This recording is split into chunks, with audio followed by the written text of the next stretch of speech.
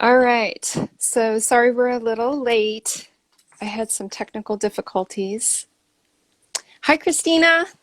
Yeah, it's like ever since we got this new space on this page, Instagram's just messing with us. I know. Hi, Things Ruth. are not as they used to be. I know. So welcome to Tech Tip Talk. Hi, everyone. Hi, everyone.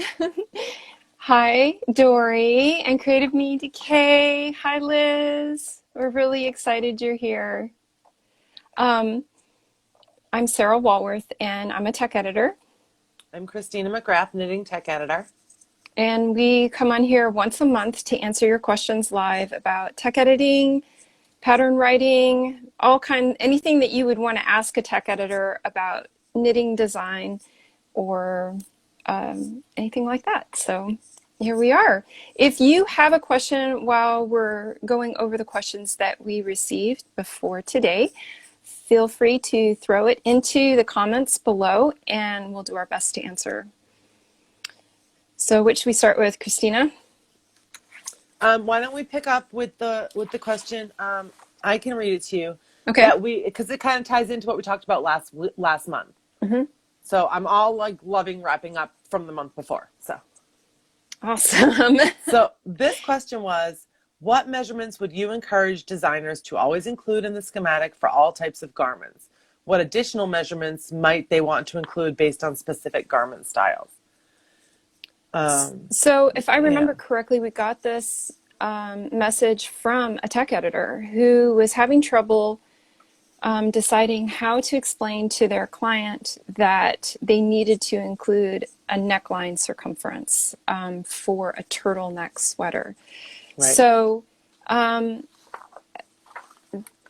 this is something that's really important to take into consideration related to garment design and garment fit.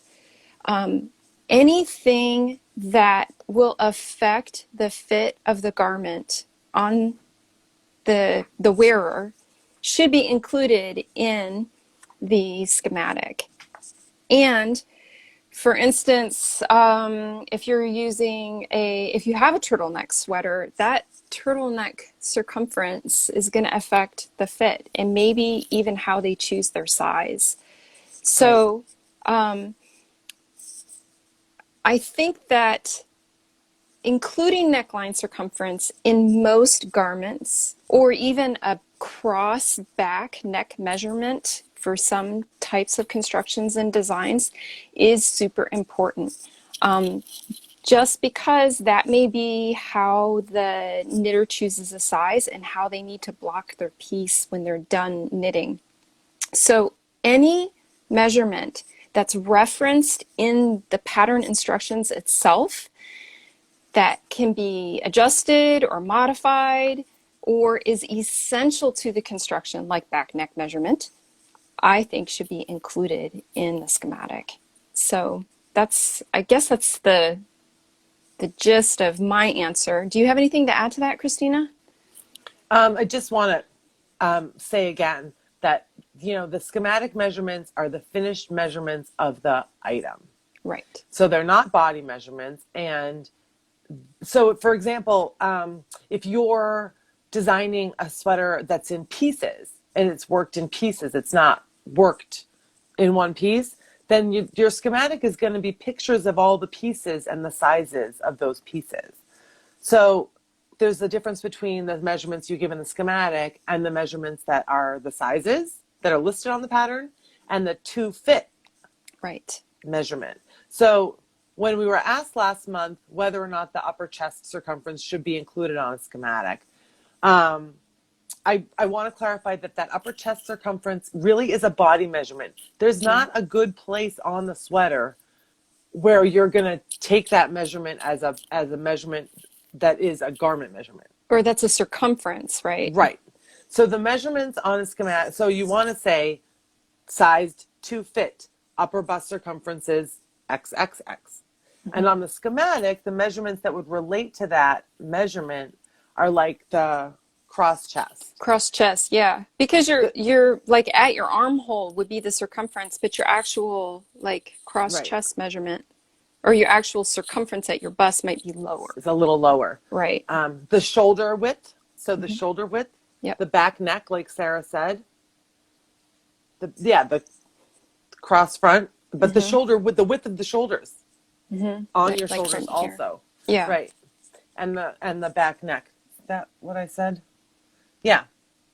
So the upper chest circumference is going to be like a 2-fit size. It's not going to be Right. a measurement of the actual garment. And when we say to fit, we mean body size. So it's Correct. the actual size. If you took the tape measure and put it right up against the body at that point, what it would Right. measure. And that's a lot of what we use when we are describing sizing in a pattern. We're using to fit, right? We might use those terms to Right. fit. And that is a body measurement. And then the finished measurement is going to be what you have for the design that's completed that includes the body measurement plus whatever design ease at that Right. point that you're defining. Right. And so, yeah, for sure, any measurement on the garment that has to do with how it's going to fit, or that the knitter needs to know if the garment will fit them, Mm-hmm. or measurements they need to, those, they need to know those. So they do need to be on there. And like this particular example of a turtleneck sweater, certainly you need to know what that circumference is going to be. If you're, and there's different ways to do things, right? So if you're Right. working a pattern that is, you want the neck measurement to be on there, but it's not really going to be a circumference on the garment because it's a V-neck or something, or like an open cardigan, then you would give that back neck measurement Mm-hmm. on the Exactly. schematic. And if your tech editor asks you to include a measurement in a schematic, and maybe you just don't even know how to calculate it, or maybe you don't know what they're referring to or what they're asking, that's where you communicate with your tech editor and you go, okay, can you help me with this? Maybe I need some help figuring out how to define or how to find that number in Right. my gauge. So don't be afraid to ask for help if your tech editor asks for something that seems like, oh, I don't know how to do that. Do ask for help. That's what they're for. Absolutely. And just as this is kind of an aside, but if you get different numbers than your tech editor, Mhm. like when they tell you, oh, this is not what I get for the measurements, or you say to them, geez, where'd you get that? Talk about it if you're getting different measurements than they are, because odds are good that you're not calculating it the same way. Odds are good that somebody's missing a piece, or you're using a different gauge to calculate that might not be the accurate gauge you need to be using to calculate. Right? So like if you're, for example, doing a body length and 2 inches of the body is a different pattern stitch, then you can't calculate the body length with the body gauge. You need to know the trim gauge and the body gauge. Things like that. Exactly. So if you don't get the same measurements, always talk about it. Find out Right. where someone's going wrong so that between the two of you, you can make sure you get the right numbers. And it's not necessarily wrong, but remember that you want to offer the best information on your schematic to your knitters so that they have the most accurate measurements for choosing a size, for making modifications if they need to, and also for blocking. So communicate with your tech editor up front when you begin the project, all your gauges in all the stitch patterns. Make sure that you both are working with the same information. And if there's a discrepancy, then just say, hey, what are we missing? Where Right. are we not seeing the same thing? And that's just part of having a one-on-one with your tech editor to get the best information for your knitter on the schematic. So I hope that answers. Do you think we got it all there? I think so. I mean, I think so. Anything pertinent for fit, anything mentioned Mm-hmm. in the pattern. Yes. Um, I mean, basically the dimensions of your item. Yep. Same And as if you have a square, or a rectangle, you list the length of each side, right? right. It's the same idea And if because your it is tech like a shape on the paper. Exactly. And if your tech editor feels like you need to have something there, you need to take it pretty seriously because they may be seeing something that you don't see. And So, ask, yeah, ask, right? definitely. Say, wow, I never did that before. Why is that important? You know? Right. Right, exactly. Communication's ideal in these kind of situations. Always. Um, it's something that sometimes can be a little tricky too, especially if you're doing it over email. So, Mm.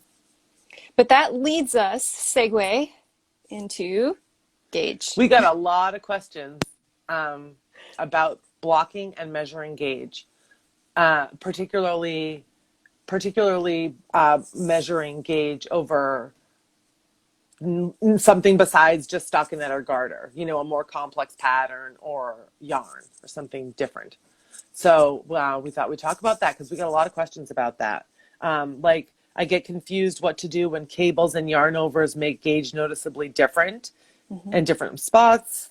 I don't really understand how to measure gauge on anything other than stockinette, like lace. How do I count stitches when they're constantly being increased and decreased? Mhm.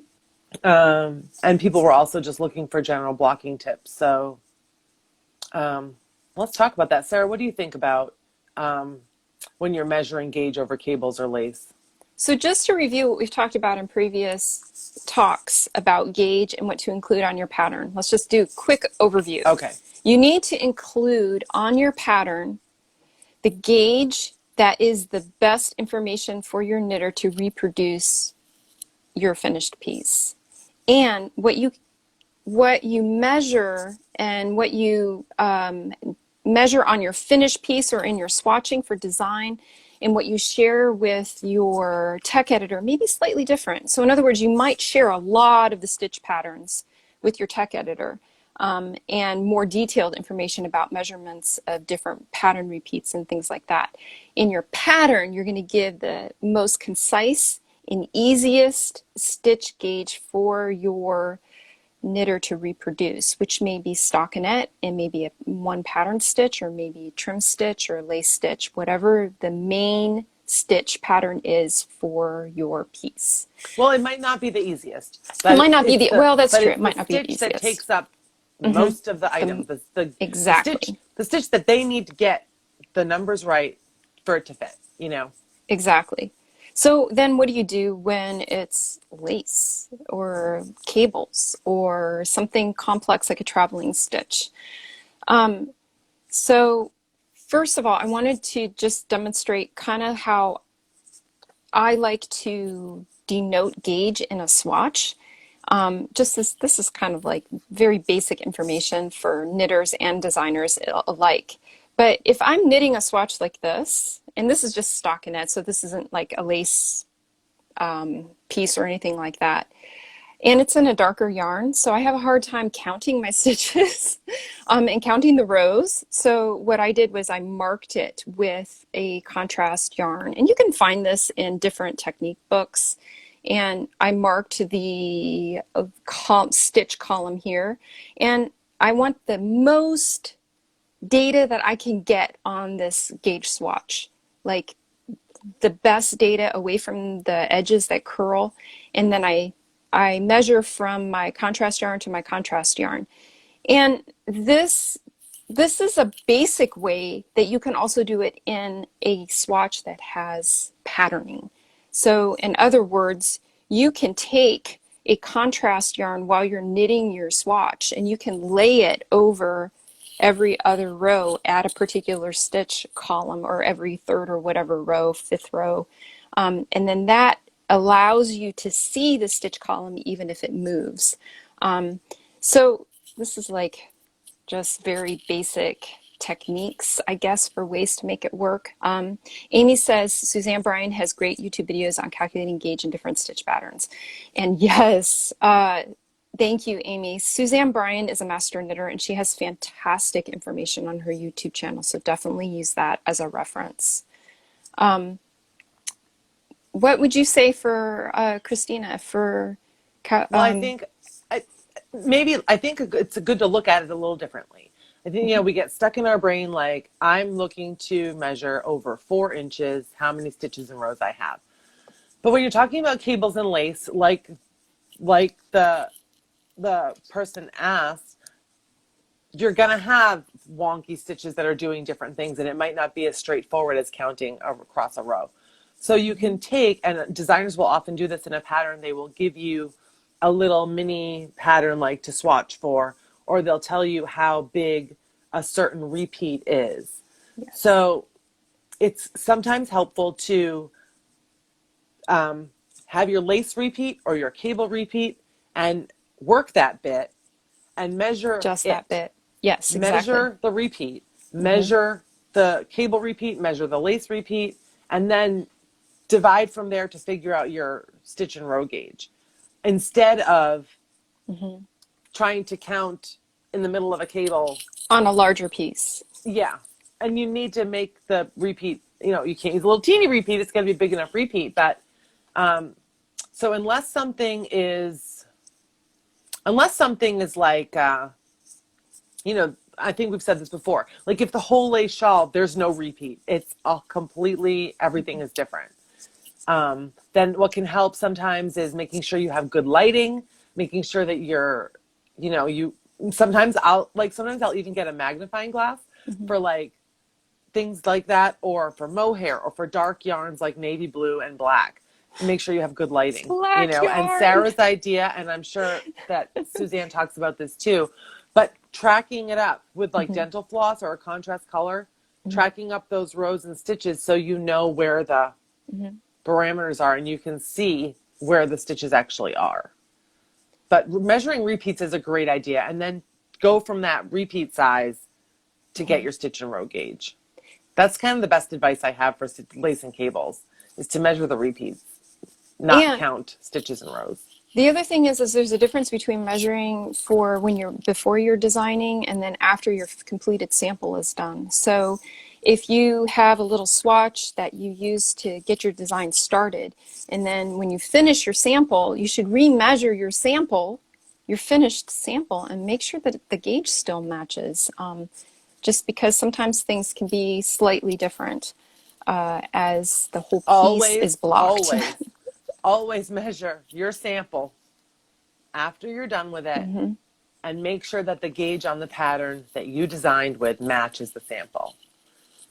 So Nature Knitter asks a question, Here we got a Christina. question. Why can't all gauge be given in stockinette? If my stockinette makes gauge, wouldn't it follow that our something patterns should also match? Not necessarily. So this is a tricky bit. So your stockinette is formed in a particular way according to how you tension your yarn and your yarn size. But as soon as you add in yarn overs or cable twists or a traveling stitch, every knitter is going to make that a little bit different, especially the size of yarn overs. It may vary widely between knitters. So, Anything like ribbing yep, or garter stitch bit, like anything that's different than stockinette. Your stockinette gauge is really only good for working in stockinette, that's true. because So, anything else you do to that fabric stitch wise is going to change your gauge. And I think you and I were talking about this last week, but not your stockinette gauge might match my stockinette gauge, but mhm, that doesn't mean that your lace gauge is going gauge, to match my gauge on those same needles and the same yarn. right. So it's So totally fine to include a stockinette gauge in your introductory information, but that really is just, shouldn't be the only gauge that you include. You should include the main stitch pattern, whatever it is, like this many stitches repeated equals this amount of inches. yeah, and I have an article about this on my website. Yay! The stitch of your pattern gauge, I think, is what I titled it. But Hmm. it's very common to give a stockinette gauge on every pattern, and that's why it's done that way. And the biggest reason it's done is for yarn substitution purposes, I think. So it's Yes. easy to identify by looking at the gauge of the pattern what yarn needles you might need. So there are better ways to give your knitter yarn information. And explain to them what kind of fabric they need, explain to them exactly what types of yarn there are by giving the details about the yarn, Hmm. instead of sending them down this path of working a stockinette swatch that is not the main stitch pattern gauge. That they're And not going then to is use not, at all in the pattern. because if they're not going to use that at all in their pattern, then the gauge swatch they did is not going to give them, they're not going to have the size they think they're going to get when they're done. going to be Right. different because it's a different stitch pattern. Right. Some people knit increases and decreases tighter or looser than others, even if we have the same tension in knit and purl stitches. Absolutely. Exactly. And that's exactly correct. And so that's Yeah. why it's important. Um, Including a stockinette gauge is just a guideline. It's Well, not that's even the same reason that we caution against putting a border on your swatch, exactly. because that border that you're putting on your swatch most of the time so that it will lay flat Hmm. is affecting your stitches in the part you're going to measure. And it's going to change the gauge because you've done something different. The same way in, like this commenter just said, the same way that when you're doing lace or cable, it's altering your stockinette portions. And that's why it's important to swatch in the main stitch pattern gauge. So, Christina, brioche meister, what?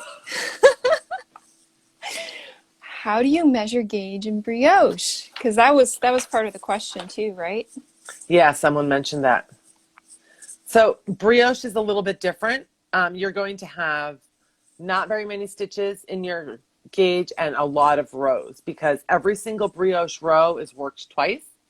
So when you see that knit stitch or that V that you're counting up the rows, it's really two rows, but it's really two rows.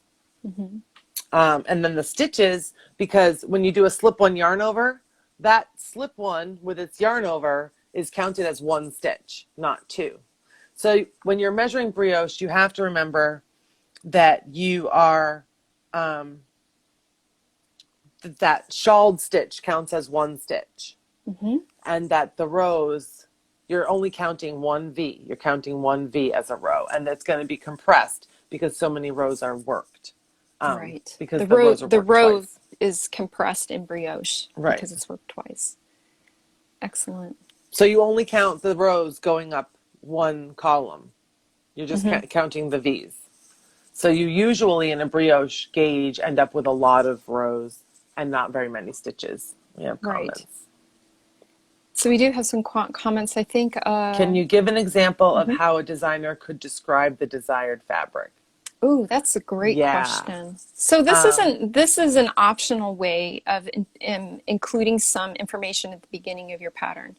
If you want to talk about how the pattern feels, like how it looks or how it hangs. and you know, there are some designers who do these little tiny little videos. Now, I'm not even a video person. Like I know not everyone's going to do videos, but they'll do a little video with their swatch and sort of play around with it, and you can really see the way the fabric is meant to be. So that's kind of a cool idea. Mhm.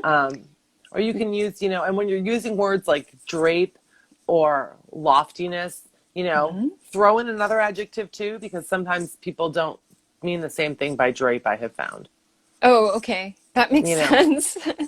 So, in other words, you might want to use, like if you're knitting if you're designing a sweater that's for outerwear, you might say, well, it's a firm gauge, it's a stable fabric, there's not a lot of stretch, or the other thing I would suggest is go to Amy Herzog has a few videos on how to test your swatch for sweater design, for sweater knitting. And she uses a lot of great terms like memory, stretch, I think there's a couple other, like drape. I think she does use well, drape. and like airy, I mean, some, it's Hmm. kind of, it's been a recent trend lately that there's lots of sweaters being designed that have like a looser than normal Right. fabric, you know, Yes. and A so looser something, gauge, like the stitches a are looser farther gauge. Thank apart. you. Yeah. Yeah, a looser gauge than you normally would do in that particular yarn. And so mention that this Hmm. is worked to a loose gauge so that the result will be an airy light fabric. You know, Hmm. but I think it's great to talk about the fabric. I think it's a great idea, don't you? Yes, I do. I absolutely do. And I love the idea of a video, but it also should be in conjunction with describing the kind of yarns, especially for yarn substitution. Right. So if you are wanting a particular kind of fabric makes your design work really well, then you need to also give the knitter the information on choose a yarn that has, is not a superwash wool, that has, a woolen spun, or these kind of Or that is terminologies. cotton. I mean, you have to give the content of the yarn because that changes Yes. so much how that fabric's going to behave. And that's part of of the construction of the fabric. So this is the really cool part is you are designing not only a, a piece in knit, but you're also designing the fabric. So you have to talk about the fibers if you're talking about how the fabric feels And how it's going to behave. and how it's going to behave. Exactly. So We Dory have asked a another. Oh, question. sorry. Go ahead. Question is, my client is a loose knitter. I often use much larger needle than her in order to get gauge. Does the fact that she is loose matter? We always say to check, but she's asked me if she should tell knitters that she is a loose knitter on her patterns. What do you think, Christina? I think you've had some I opinions on think this before. I think that it doesn't matter if she's a loose knitter or not. What matters is that the gauge she gets is the gauge the knitter needs. So she could mention if her fabric is loose, it might not even be. She just might need to use, you know, A really smaller smaller needle. needles. Mm-hmm. So on your pattern, if you want to, I know I have some clients who, are like that. They knit really loosely, so they don't like to give suggested needles as the needles they actually used. They'll use like the needle suggestion on the ball band or the common needle that's used for that yarn weight. Mm-hmm. So you can do that. You can give suggested needles that are the needles most commonly used for that yarn weight instead of the needles you actually used. But it doesn't matter that she's a loose knitter insofar as anything else except needle recommendations, as long as the gauge she gets is make sure that's what the knitters are going to get too. And I don't think it. Yeah, I would go farther to even say you don't have to include a needle size. you don't. You You can don't. include just the stitch and row around gauge that the knitter needs to achieve and say, choose a needle size that works for your gauge. So Right. there's You can give there's needle no type. It doesn't rules. mean you'd have Yes. like no needle section. Like you can give Right. type of needle if you need to have DPNs or you need to have DPN. circulars Right. or Exactly. if you need an extra needle, but you can phrase it as, needle required to obtain gauge. And if you have a trim needle, you can say needle 2 sizes smaller than needle needed for gauge. Hmm. Exactly. Um, yeah. Yeah.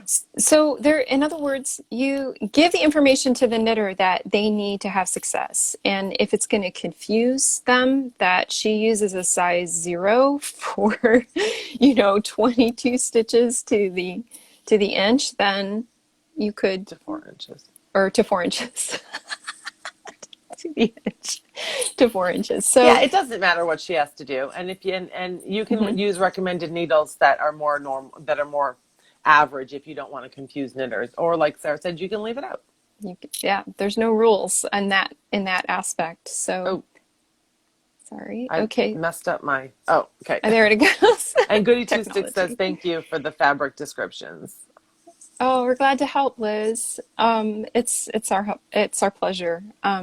I We're just giving ideas. There's no one way to do some of this stuff. Really, you have to find out what works best for you in your pattern. It'd be a great way to use a thesaurus or other things, perhaps. I know so many different ways to describe fabric, Fluffy is always comes to mind but for me. definitely include the fiber content. Definitely. Definitely, So, and the gauge is also going to help you with that, right? mhm, The gauge is exactly. also going to help you with that. So the last question that we had that really segues into this is about blocking. Remember that when you present a gauge in a pattern that the whole pattern is based on, it's always a blocked gauge. In other words, it has to be a blocked gauge in order for the knitter to get the correct information that they need to produce your piece. Because everybody's unblocked gauge, especially if we substitute fibers, may be different. So the blocked gauge is the goal. So Right. then the question that we got was, how do I block? How do I block? What do I block? And So, let's just back up and say that all blocking really is how you wash and lay out your knitting. That's all it is. So it can be that you dry clean it. It can be that you put it in the washing machine. It can be that you lay it out flat and hand wash it in cold water. It can spritz be, it. and some people pin their swatches. Hmm. I would only pin, this is leads into, I would only pin your swatches if you're going to pin out your finished item, right? So Exactly. So you, any however you wash and care for your swatch has to be done the same exact way you're going to wash and care for your item. Exactly. So, That's kind of a rule, I think, right, is, absolute rule. is Or you're this. not going to get Mm-hmm. or your swatch is not going to be helpful to you Exactly. because you're going to have treated, that's the word I wanted. You have to treat your swatch the same way you'll treat your finished item. And Mm-hmm. if you're not going to treat it the same way, then your swatch is not going to be really helpful to you because you're going to get different measurements from your item if you treat it a different way. If you're doing preliminary swatching for design, I always suggest that you knit a very large swatch in your desired fiber and you don't pin it. Just so that it can Agreed. just so that it can contract or expand without the restriction of pins, and that will give you better information from which to calculate your design measurements or your stitch and row counts. But then when it's time to lay out your, say you did it in pieces and you're laying out your design sample pieces, maybe you do want to pin the corners in order with and use a flat ruler to make sure that you've actually gotten your pieces the size that you calculated. So there's a variety of ways to handle blocking. There is a huge amount of information online in YouTube tutorials and blogs and books about how to block, even related to different fiber types. So Right. different fibers will respond to steam differently than spritzing, soaking. But just that one basic rule, treat your swatch the way you're going to treat the finished piece. So And if it's a shawl, you got lace and you wanted to block it really hard to open, you can do the same thing with your swatch. yeah. Yeah, you have to. You've got to treat them the same way. And so all it really is washing and laying out your knitting. Mm-hmm. That's really all that blocking is. And so making sure to do it the same way that you're going to treat your finished item is really important. And include your blocked measurement of your stitch gauge in your pattern, not unblocked. I Unblocked mean, isn't as important as blocked. it shouldn't be on the pattern, in my Mm-hmm. opinion. It's useful to know your unblocked gauge yourself. Yourself, yes. It can be fun to know what your unblocked gauge is so that when you block it, you can kind of see what that yarn did. How did it change? How did it grow? How did it shrink? What happened to my fabric when I washed it? So you have a Yes. sense of that. But it's never going to match up. Sarah's unblocked and blocked is not going to be my blocked and unblocked. So it's not really helpful for the knitter and it can cause confusion. Mm-hmm. But it can be an interesting thing for you to know Right. yourself. Exactly. Well, and even in talking to your knitter, you can, for example, if your design is in superwash yarn, you might say, when you swatch, be sure to block your swatch. Superwash yarn tends to grow when Yes. blocked. Or I've had clients who say Things like block that. firmly, like block out the picots and points, Right, pull which out is the going to picot. distort the stitch gauge a little bit because of so block. Yeah, Ruth says I love when designers add blocking descriptors too, such as block gently or aggressively. Yes, aggressively or firmly. Well, and Um, whenever I've seen that, there's a purpose, right? They'll say like yes, block aggressively to pull out the lace detail on the edge or, or to make it curve right. or to make. I had one client who described how to block ribbing in a garment. Like you could block it close so that it cinches in on the hips, or you could block it out flat so that you get a straight edge that hangs away from the body. So there's different ways that you can describe blocking and finishing to your knitters too in your pattern instructions if you want Yeah. to assist them in helping to reproduce how your sample appears in the pattern. Well, and lots So, of times patterns will say to block to measurements. mm-hmm. That's often said. And it doesn't mean that doesn't mean that you can knit the whole pattern with a different gauge and think that you're going to be able to block it out and pin it to measurements.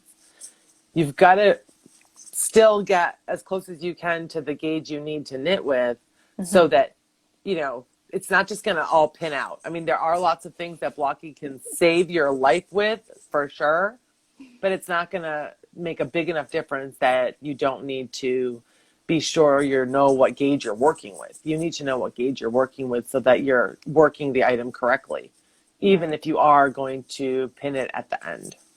Yeah, You know, don't you think? I do. Ruth says, I'm blocking aggressively to create a neckline curve. That's one way of doing it. Exactly. We're dealing with a fabric that's malleable. When we're talking about knitting, it stretches, it moves. If you have created your design in a way that requires a certain technique to get the same shape, then you have to describe that to the knitter so that they can do the same thing. Right. And make sure you give them the fiber information in a detailed manner so if they need to do yarn substitution, they can still produce the same kind of piece. So, all right, do you guys have any more questions? Throw them into the comments. We're on our very last question that we got before today's talk. Yeah, we only have one question left. One question left, so we're nearing the end. Please throw any questions you might have for us, tech editors, into the comments, and we'll do our best to answer. All right, here you go, Christina. You're a tech editor. Which apps and programs do you use for editing? Sarah and I really are like quite a pair because I'm pretty sure we use all the same We all things. use the same thing. I like to edit with PDF Exchange Editor. That's the PDF Exchange is what I use to annotate PDFs. So most of the work that I do is annotating PDFs. Once in a while, I will have a client that likes to work in Word, and then we'll use track changes for that. Once in a while, there's a client who wants to work in Google Docs. That's really very, very rare, though. I'm 90% of the time am annotating PDFs, and I love PDF Exchange. I don't even have the paid version. I just use the free one, and it works awesome for me. And I use the paid version because I had a client who liked to have the comments that I made flat up against flattened against the PDF so that she could print them. Here's the thing, though. We need to probably define what annotate is. Annotate means that you're marking on the document itself over the top of it with comments or arrows or circles, or in other words, it's a layer over the top of the actual text or pictures. So it would look or exactly charts. like if when your teacher gave you your paper back with circles and crosses and notes. Right, exactly. That's So what that's it what is. annotating is. And PDF Exchange Editor is a fantastic program. It's only available in Microsoft-based computer systems. If you are using an Apple, I know that there is a way to do the same kind of annotation in Preview. And I think there is iAnnotate. iAnnotate. And then we have a colleague who uses Adobe Reader. Reader for annotating. So you can do that too. There's certainly other ways than the ways that we like, but there's other ways. There are. There is Adobe Reader has a lot of other functionalities, and I think there might even be some other software that you can download for free. So you could do a Google search on annotating PDFs and find something that might work best for you. The biggest thing I would say is if you are a tech editor, annotate a pattern or annotate a document that's a PDF, and then double check that you can, when you open it in another reader, you can actually see the annotations, because sometimes the annotations tend to disappear between software types. So just double check it. It just That's depends. another reason I like PDF Exchange. All my edits always go through. Always show. The only time it hasn't showed is Microsoft Reader, but I don't know that many people use Microsoft Reader. I guess I've never experienced that one. Yeah. So the other software that we use, how about for charts? What do we like? Stitch Mastery. I used to use Stitch Fiddle when I first started tech editing because Stitch Mastery is not free. You have to buy the program, software, but it's been worth its weight in gold. I totally love it. It is great. It's great because there's so many things you can do in it besides just build charts. It can help you work with charts and check charts, not just build charts. And a Right. lot of clients I work with use it. I know Sarah has this happen a lot. I never do. Nobody ever sends me their knit file unless I'm doing work for Sarah. But if a client does send you their knit file from Stitch Mastery, that makes it even easier to check their charts. Right. And it's great for building charts. I find it really user friendly, and they have great customer service, and they have lots of ways to help you figure out how to make your charts. My Square Hat asks is Stitch Mastery for crochet charts as well. We're knitting tech editors, so we don't build crochet charts. Crochet charts, I Stitch Mastery does not work for that. I had a list of software for crochet charts. I don't know if I can find it this fast. I would go to, let's see, who do we know that's a crochet editor that we could ask? Ruth, if you're still here, would you use for building a crochet chart? I know crochet charts are different because you have to actually, it's almost like drawing a picture, because you can put a hook anywhere. It's not like a grid where a stitch has to be in the stitch above. So crochet charts are a little bit different. My Square Hat is looking for Always looking for for crochet tech crochet tech editors. editors. So if you are a crochet tech editor that's providing services, please put your information into the comments. I know Ruth is here, Ruth Brash, Melissa Metzbauer. And I are actually on the hunt for a good software. Andrea says that Stitch Fiddle has the symbols for crochet charts, so you could find out Stitch Fiddle. There are so much software available for building knitting, and I'm not sure about crochet charts, but definitely for knitting charts, you can find things that are even free that don't require a cost that are very useful for a basic chart. Stitch's Charm asks, what do you think about color coding your notes on a PDF edit, and how can I color code them in a way that makes it easier for the client and without it being overwhelming? That's a really great question. When I first started tech editing, I color coded everything, and I even put like a little code on the first page. It takes a lot of time to color code things. To color code, so the only difference that I make between my PD and when I'm marking a PDF is I do tech editing in one color, like pink, and style issues, which are not tech issues that are variable and according to preference, I do it blue. So that's the only difference that I do in my editing, but you can do a variety of color coding systems if you feel like you need to or want to spend the time on that. How about you, Christina? Do you color code your edits? So I find, just for me personally, I find a lot of colors of edits really overwhelming to me. Like it's too much. I do similar to you. I use one color for things that are wrong, errors, things that need Right. to be addressed, things that are wrong, and I Mm-hmm. use another color for things that are suggestions and or questions that I have.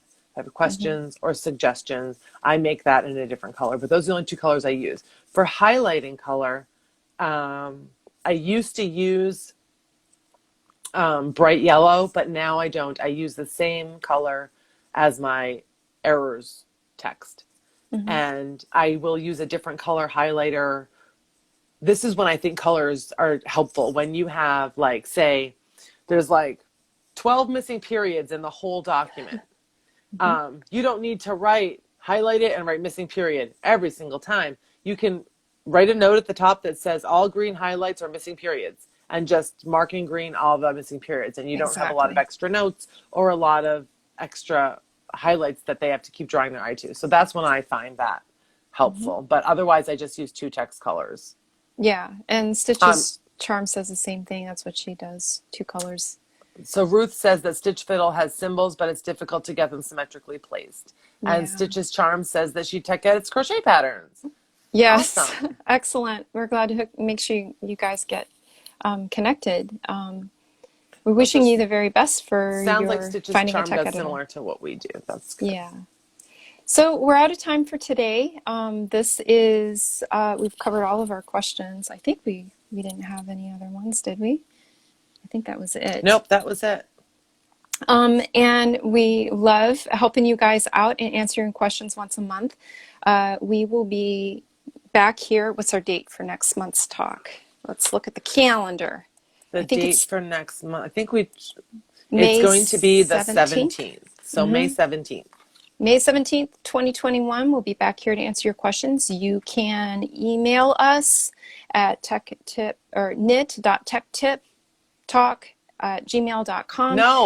No, is that not right? No, knit.techtip@gmail.com. Gmail.com. Or you can go to techtip.com and hit contact. Go to our website, techtiptalk.com, or you can DM us here on Instagram. Thanks, Liz. She says, you two are national treasures for knitters. Thanks so much. We're very happy to help. You're so welcome. We love answering questions and giving you our opinions. And we look forward to seeing you here again next month. One last thing. In the future, we're probably going to be moving this talk live to YouTube. So make sure you go to our YouTube channel and subscribe there so that you're all set up for when we do migrate over there. Yeah, Not we sure are when, wanting to make that switch. So definitely go subscribe over on YouTube. Yeah, we're not sure when it's going to happen, but just as a heads up. So have a great month. Happy knitting and happy tech editing, happy designing. And we'll see you guys soon. Bye. Bye.